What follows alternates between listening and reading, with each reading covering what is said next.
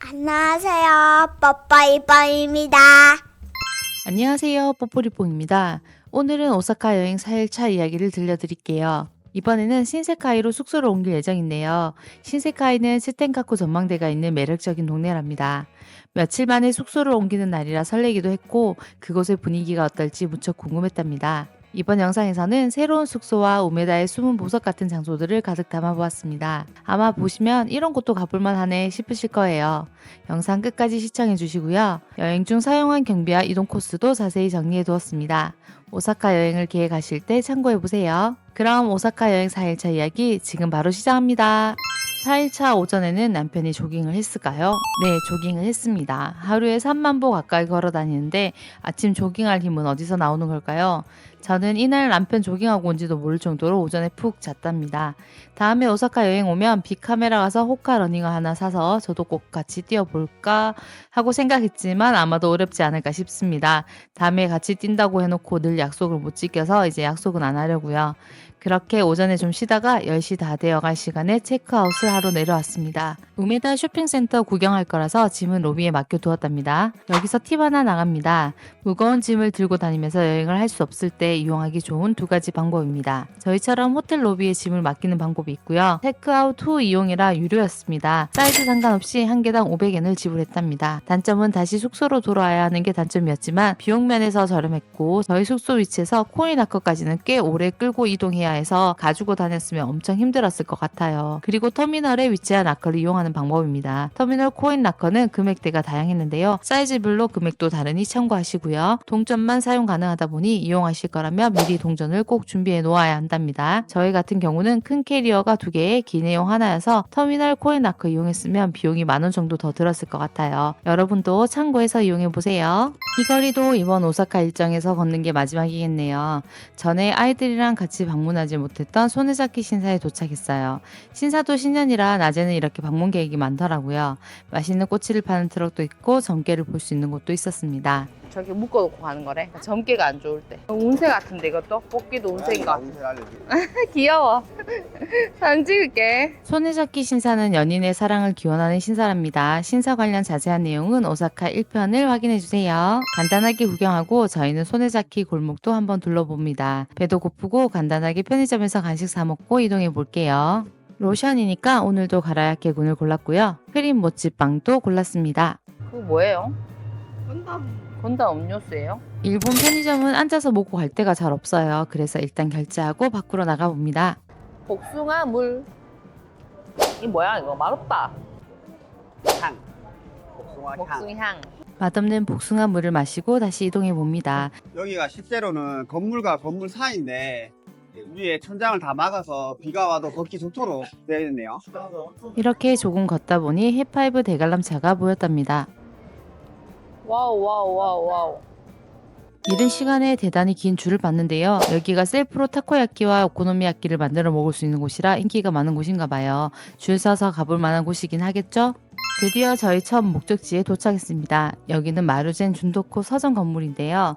저희는 일본 여행하다 보니까 서점이나 문구점이 아이들이랑 방문하기 좋더라고요. 규모가 꽤 커서 한번 와볼 만한 곳이랍니다. 저는 일본 취미 실용 도서를 워낙 좋아해서 바로 이쪽 코너로 왔는데요. 요즘은 한글 번역본도 빠르게 나와서 여기서 잘 사가진 않는데요.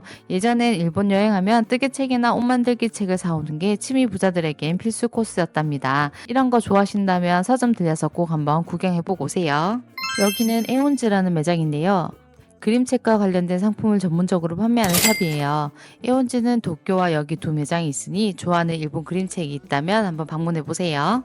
노란 내꽃. 여기 책 있다, 책. 그중 구도 노리코 작가의 노란 고양이 시리즈는 한국에서도 인기인 책이랍니다. 그리고 한국에서 인기가 많은 또 다른 작가 카시와이 히나타 작가의 빵도둑 관련 소품들도 가득 있었답니다.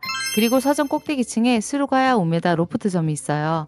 스루가야는 일본의 중고 상품 전문점으로 게임, 도서, DVD, CD 등 다양한 상품을 취급하는 곳이에요.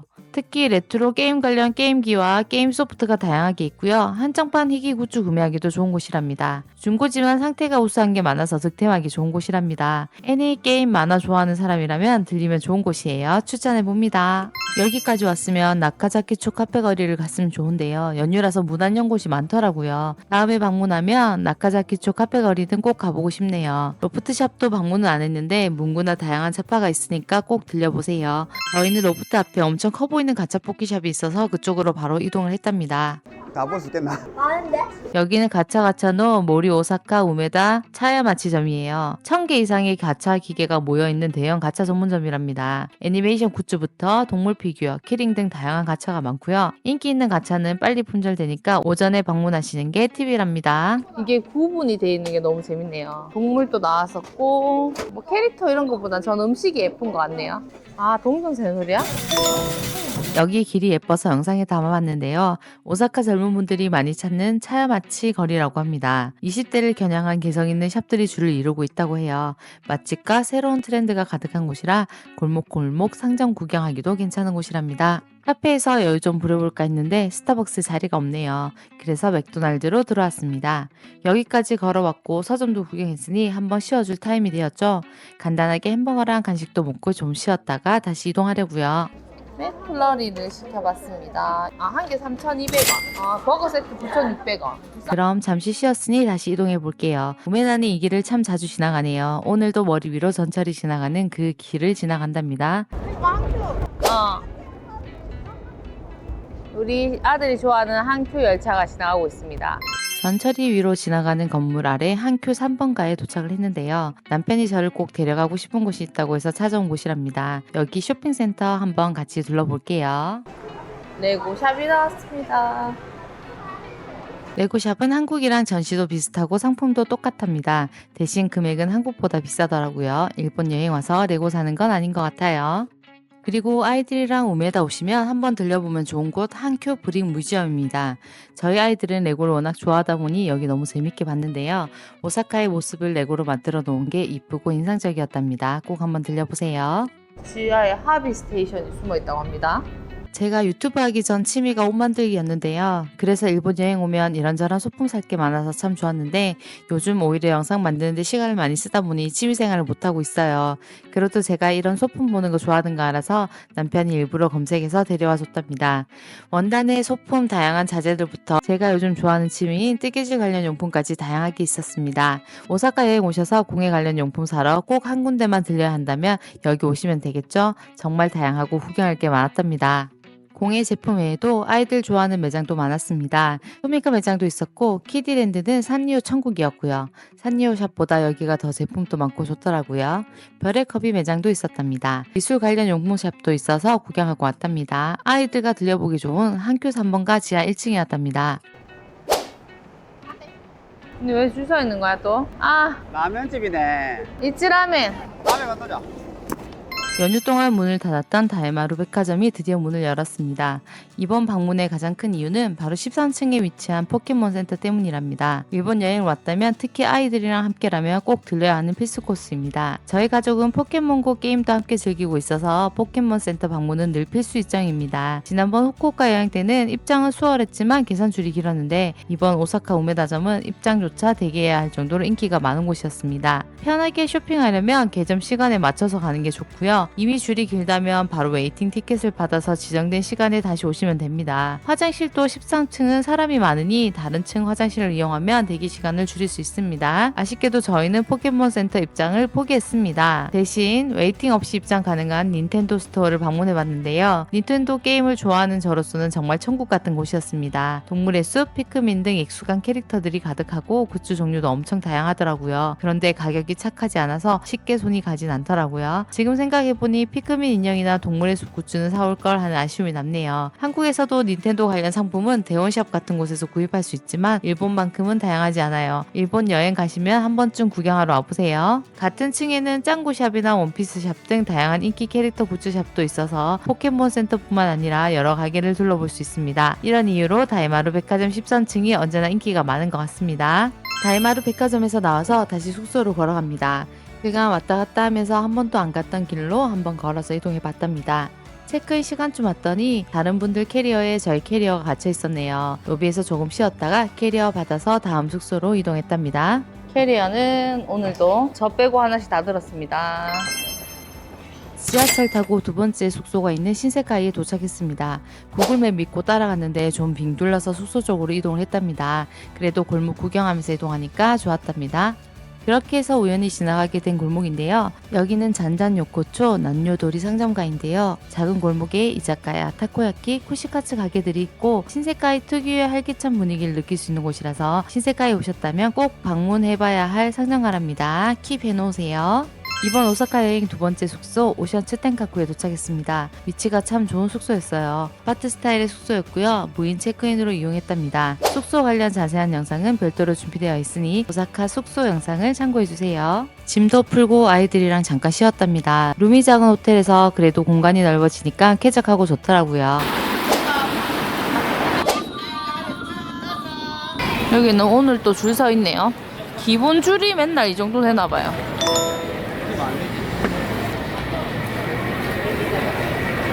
신세카이 영화관인가봐. 네? 진짜 옛날 영화관 느낌이긴 하다. 실제로 안에도 되게 옛날스러울까? 히트맨. 되게 낡았다.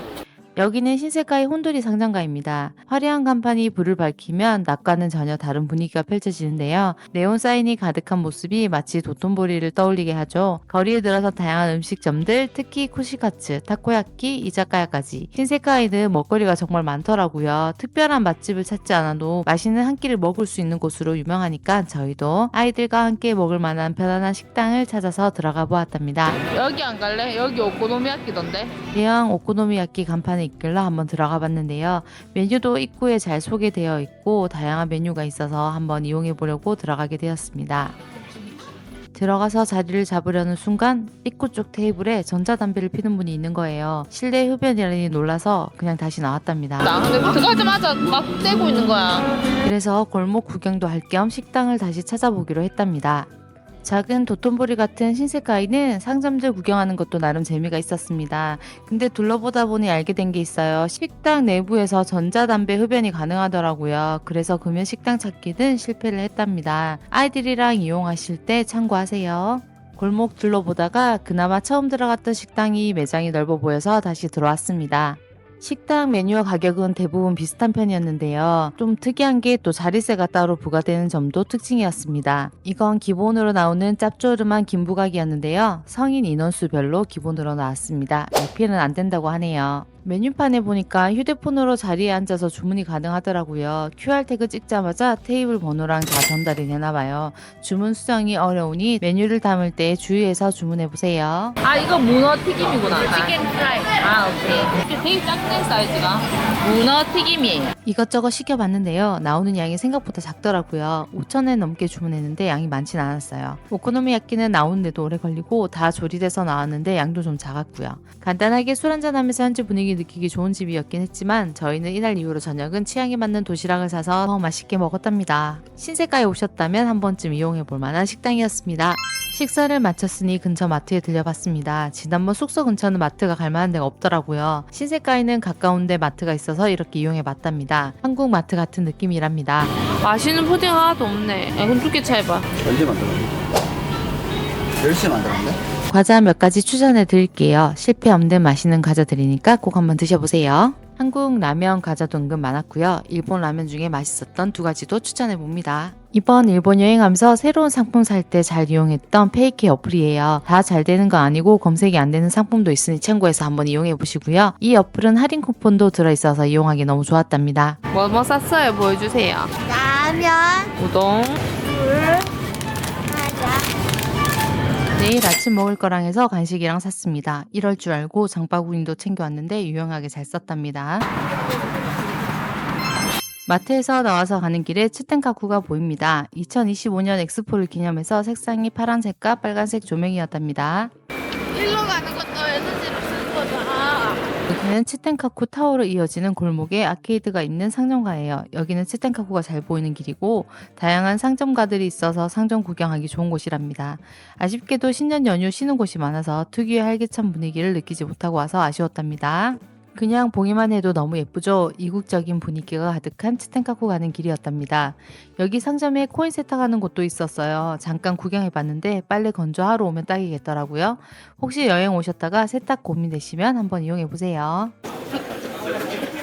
뒷길로 왔더니만 좀 많이 으슥하네요. 애들 재워놓고 메가 돈키호테에 방문해 봤습니다. 여기는 신세카이점인데요. 저희 숙소에서 걸어서 한 5분이면 도착하는 거리에 있었답니다. 그래서 저녁마다 들렸답니다. 이 지점은 오전 9시 오픈, 새벽 5시까지 운영하는 곳이니 참고하시고요. 한 층이 전체 매장이라 층별 이동하지 않아도 돼서 편한 게 장점인 지점이랍니다. 면세 결제하는 곳이라 바로 사용할 거 계산하는 계산대가 다르니까 확인하고 줄 서는 거 잊지 마시고요. 저녁마다 와서 쇼핑하고 구경하기 참 좋았습니다. 이렇게 돈키호테를 마지막으로 오사카 여행 4일차 일정을 마쳤습니다. 이날도 이렇게 정리해보니 나름 바쁘게 정말 많이 다닌 듯 합니다. 저희가 오사카 여행 4일차 방문한 곳들은 구글맵 링크를 만들어서 본문에 공유해 두었으니 참고하시고요. 오늘 사용했던 전체 경비도 이렇게 공유합니다. 여행 계획 시 참고해보세요. 다음 오사카 여행 5일차도 빠르게 편집해서 찾아뵐게요. 오사카 여행 5일차는 남바의 다양한 쇼핑샵들을 둘러보았습니다. 우메다 쪽 쇼핑센터들도 어마어마했지만 여기는 또 더 어마어마하더라고요. 하루 알차게 보낸 코스를 공유할 테니 기대해주세요. 다음 영상도 기다려주시고 구독과 좋아요도 잊지 마세요. 오늘 영상은 여기까지입니다. 시청해주셔서 감사합니다.